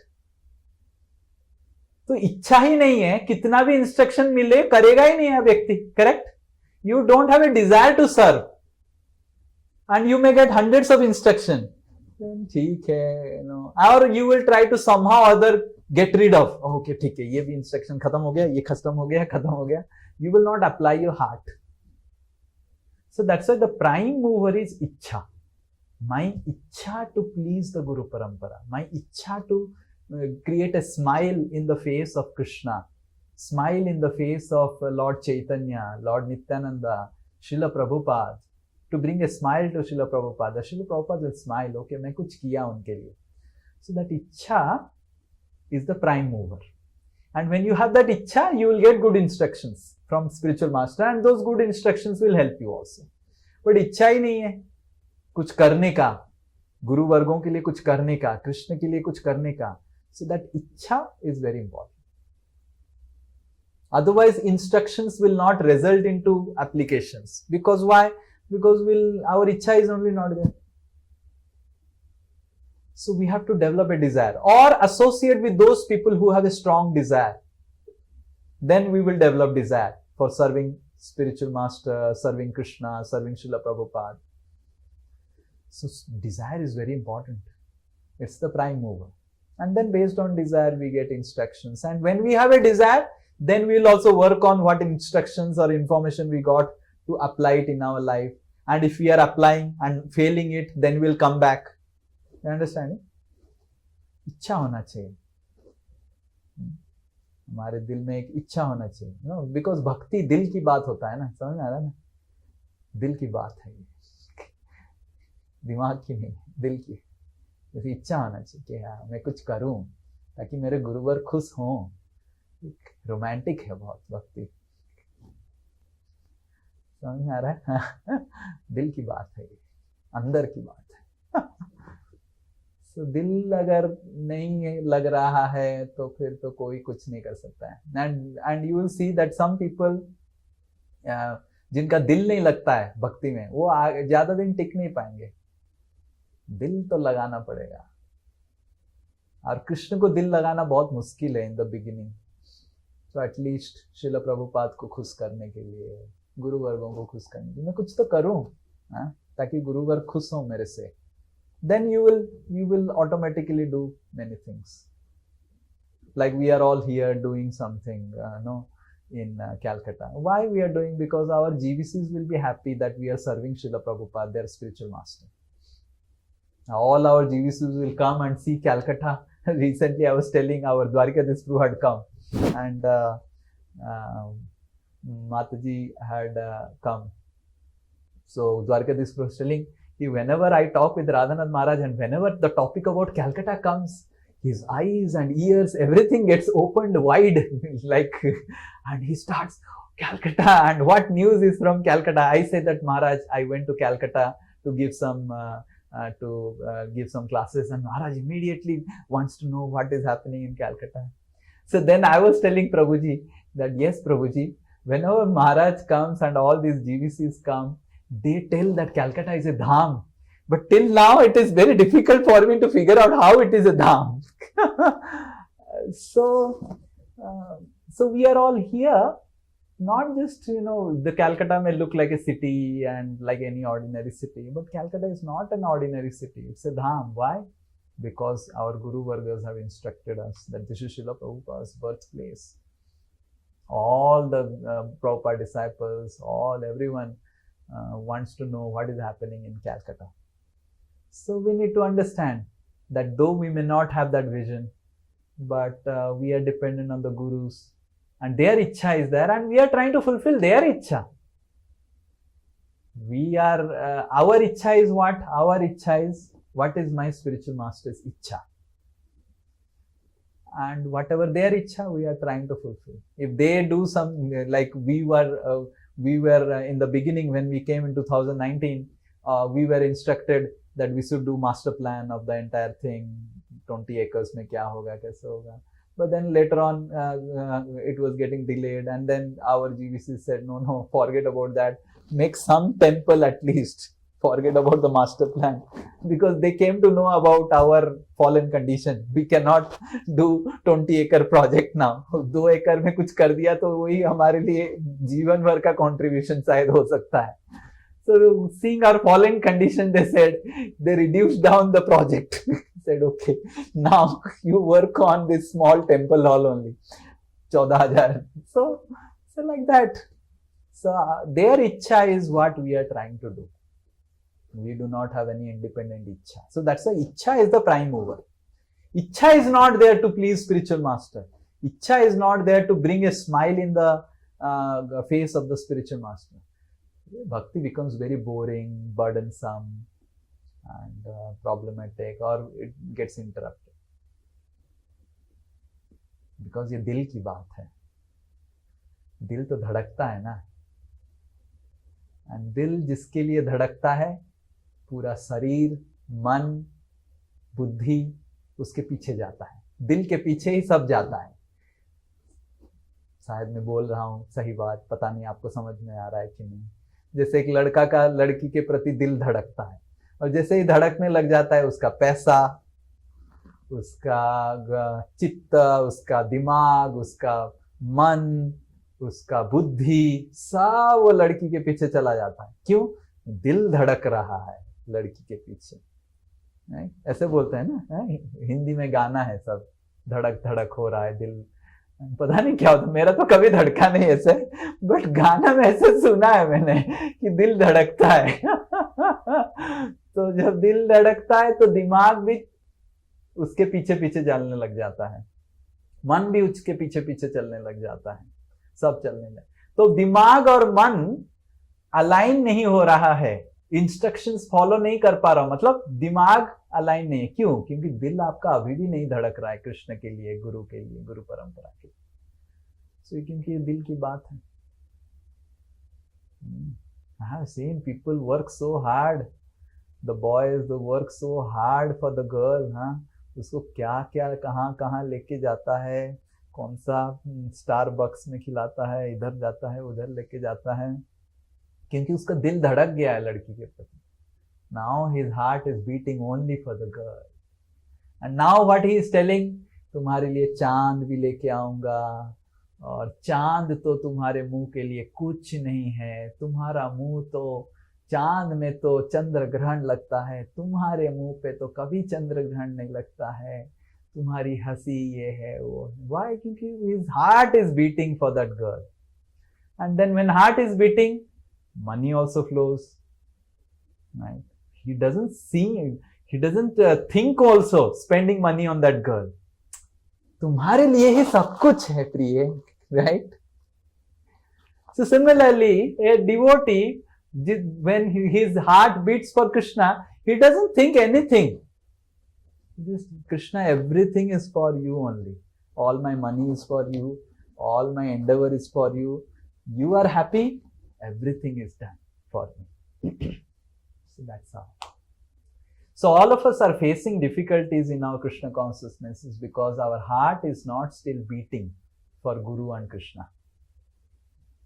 So, and we need to ask why it is not beating. Why it is not beating. We see how His Holiness Japada Swami Maharaj's heart beats for Srila Prabhupada. Yes, you have seen. Recently in the Prabhupada's Das Puja, he had given such a big report about what he has done and what is pending. Big report. So we see how his heart beats. Now he's in such a condition, almost not able to do any of his activities. But how much his heart is beating for Srila Prabhupada. How much His Holiness Bhakti Charu Swami Maharaj's heart was beating for Srila Prabhupada. And how much Srila Prabhupada's heart was beating for Bhakti Siddhanta Saraswati Thakur. That my Gurudev has said, Lord Chaitanya has said that the holy names should go to the Western world, and this was the desire of all our acharyas. Bhakti Vinod Thakur desired, let me do something, even if I fail, मैं कुछ तो किया. Failure and success was not the goal of Srila Prabhupada. His goal was, उनका इच्छा है मैं कुछ तो करूं. Right? Just like a husband. For him, the failure and success is not the goal. Okay, मेरी wife का इच्छा हो रहा है घर बनाने के लिए, मैं कोशिश तो करता हूं. Atleast 3 BHK नहीं दे पाऊंगा तो 1 BHK तो देता हूं. ये सोचता है वो husband. क्यों? क्योंकि दिल धड़क रहा है. जब तक दिल धड़केगा नहीं, भक्ति स्ट्रीमलाइन नहीं होगा. भक्ति दिल की बात है.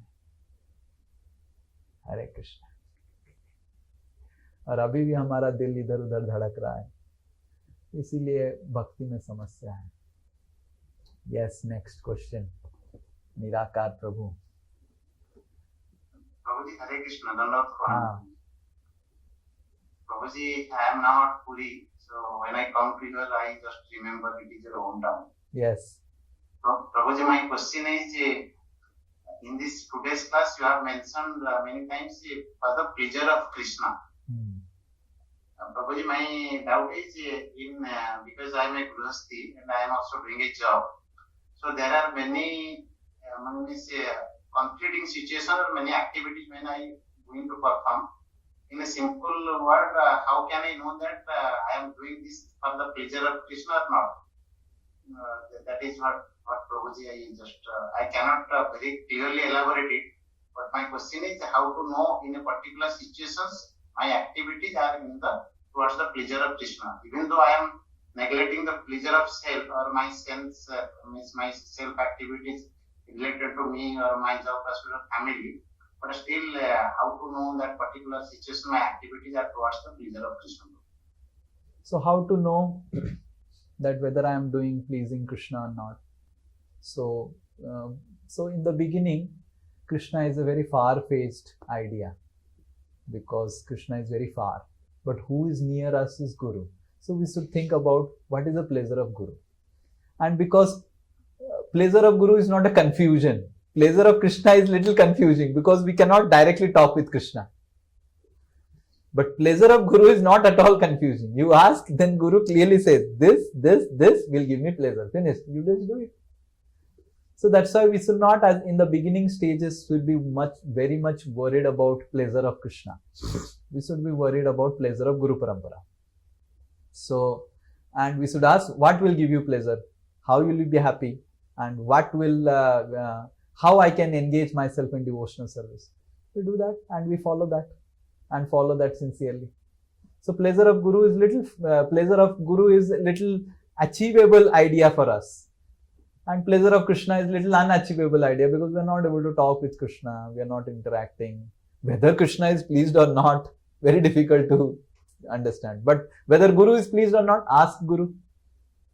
And Guru says, yes, I am pleased. Don't worry. So just go ahead. So that's why we should not too much in our beginning stages worry about pleasure of Krishna. We should understand Yasya prasadat Bhagavat prasado. By pleasing the spiritual master, Krishna is pleased. So we should please the spiritual master. Try to please Srila Prabhupada. Try to please Lord Chaitanya Mahaprabhu. Try to please the 6 Goswamis. Try to please the Guru Parampara. And Srila Prabhupada for all of us is representing the Guru Parampara. He's trying to help us, engage us. So please Srila Prabhupada. Please the Guru Parampara. Do something for the Guru Parampara. कि मैंने यहाँ ये कुछ किया. Okay? Yes, Vikram Prabhu. Last. Yeah, Hare Krishna Prabhu, Dhanwad Pranam. Yes. Actually, Prabhu, I think during the previous class you touched upon the subject on bhakti and puja. Right? So I just want to understand the differentiating line of bhakti and puja. How you differentiate this? How they are correlated to each other. Yes. So puja in generic sense, how the word puja is being used in today's society, generally puja means has some labha in it. Puja generally, okay, Ganesh puja, Durga puja, and all these things. And then generally it is now currently associated with demigod worship. And demigod worship has it's not bhakti to the demigods. We cannot do bhakti to the demigods. We cannot do love to the demigods. It is a post. It's a business transaction. So puja in generic way, according to Shastras, puja doesn't mean this. But of late, recently, the word puja, because it is so closely associated with demigod worships and everything, so it has come to an understanding that puja means some labh hona chahiye. Kuch, we are going to meet God. So God will give us something, we will do puja, we will also get some benefit. So puja means getting some benefit. So, but then generally puja doesn't mean like this, because हम व्यास पूजा भी करते हैं, correct? गुरु का व्यास पूजा होता है और कृष्ण पूजा भी होता है. But currently ऐसे ही लोग पूजा को यूज कर रहे हैं. पूजा मतलब I go to Durga Devi and Ya Devi Sarvabhuteshu Bhakti Rupena Sanstita Sakti Rupena Sanstita Samastastai Namastastai Namo. So I let me get some Sakti, Vidya, Dhan like that from Durga. So generally nowadays puja means like that. But bhakti means what? Bhakti means you want to love. People are not going to Durga Puja Pandal to love Durga Devi. They are going to Durga Puja Pandal to get something from Durga Devi. They will pray, oh Durga, give me this, give me that, give me that. So that is not bhakti.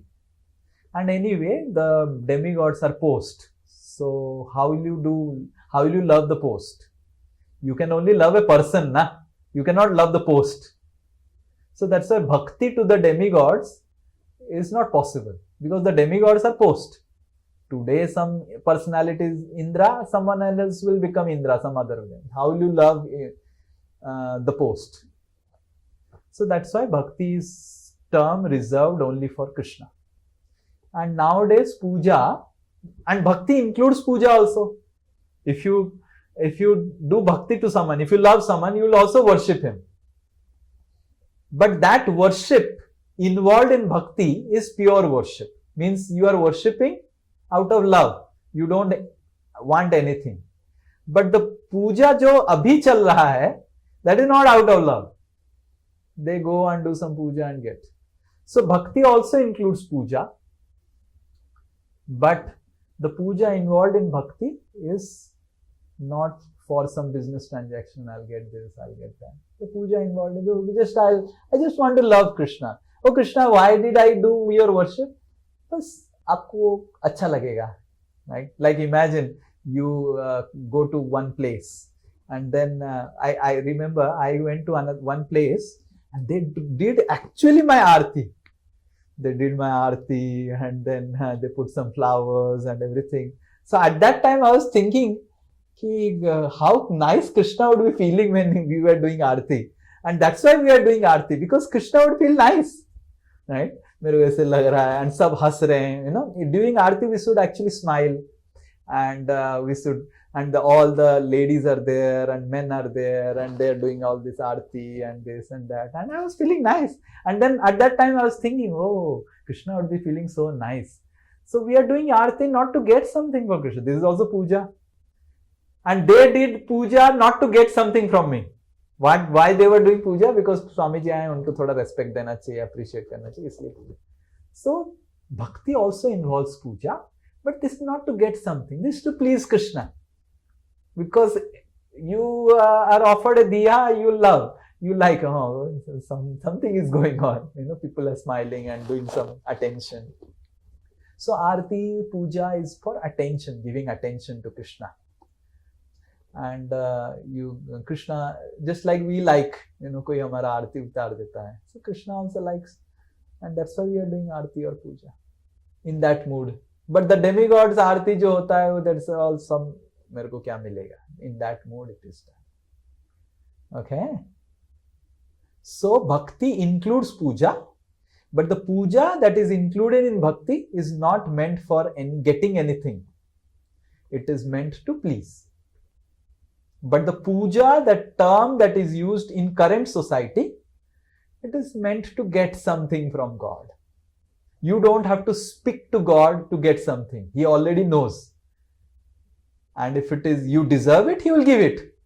If you don't deserve it, He will not give it. Okay? Is this clear?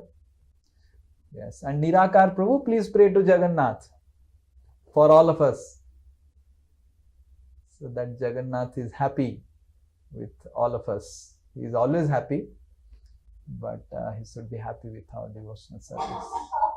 Yes, Prabhuji. Okay, please pray to Jagannath for all of us.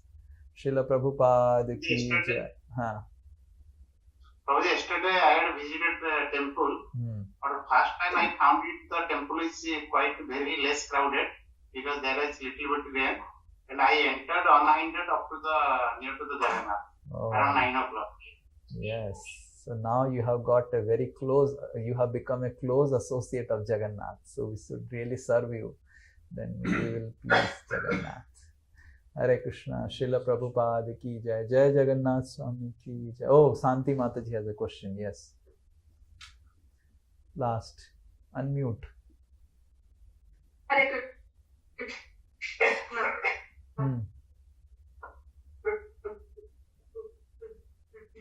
Your net is very bad. We are not able to hear you. I heard what you said. Hare Krishna, Prabhuji. Now you are able to hear me? Yes. Now, yes. Yes, Prabhuji. After we started this Canto Bhagavatam classes, I developed a chapter, but I don't know how to proceed because after completing the one chapter, I want to take the essence or notes of it in my notebook. And in between, there are some doubts also because you are not explaining. I am reading it myself. So how should I proceed? How should I read it? So what you can do is that you can always write me mails, and I reply all mails. So I am available in mails. If you have any questions, you can always ask in mails, anything. So that is one way. Or you are connected to Visakha group. So in sometimes I do group meetings with Visakha group. So you can in that time also ask questions. So these are the two ways. And whatever mails I receive, I reply.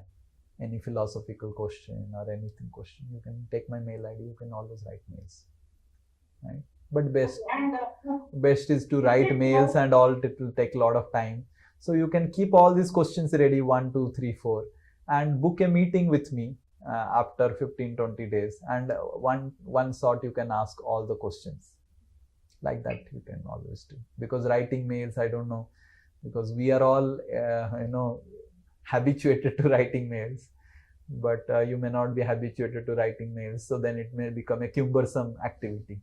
But what you can do is that whenever you are reading in a book from Bhagavatam, you write all the questions 1, 2, 3, 4, and during group meetings, or you can yourself book a personal meeting along with some Prabhuji, and then you can ask all the questions. at a time.